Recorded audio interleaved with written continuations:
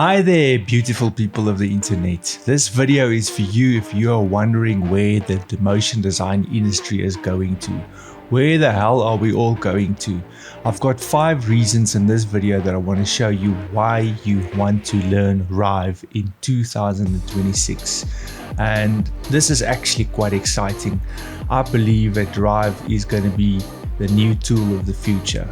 It's going to radically change motion design in 2026, and that's just my prediction. You can comment at 2027 if I was wrong or even if I was right, and then let's see. So let's hop into it. Reason number 1, UI animation is in high demand. Let's start with the obvious one. UI animation is not a niche skill anymore, it's a core product skill.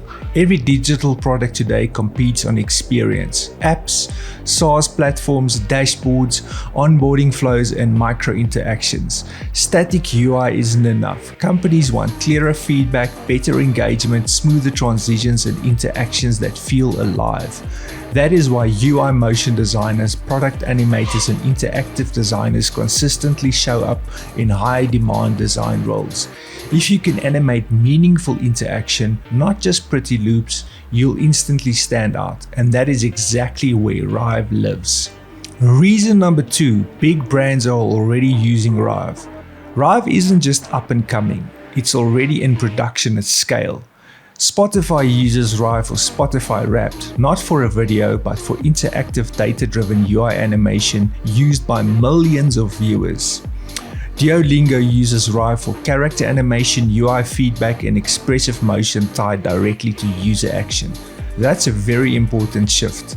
These aren't marketing experiments, they're core product experiences. When companies like Spotify and Duolingo invest in a tool, it's because it performs well, it scales, it integrates cleanly with engineering. That's a very strong signal about where the industry is heading. And reason number 3, Rive is becoming more powerful every year. Rive is not just an animation tool, it is becoming a logic-driven animation platform with state machines, inputs, triggers, data binding, and now also scripting. You're not just animating timelines anymore, you're designing behavior. This is huge. This means designers can build interactive logic directly into assets, reduce dev handoff friction, and prototype real product behavior visually. Scripting pushes this even further, letting Rive handle more complex logic internally instead of relying on external code. This puts Rive somewhere between animation, interaction design, and lightweight programming. And that combination is extremely powerful. Quick break. Want to future-proof your animation skills? Rive Rockstar is a 17 hours hands-on course teaching real interactive UI and character animation in Rive. One payment for $75. Learn what companies actually use. Go to riverockstar.com now. Reason number 4. UI motion is much harder to replace with AI. Let's talk about the elephant in the room for a second. AI. Yes, AI can generate images. Yes, it can generate videos. And yes, it can also generate animations. But UI motion is completely different. Why?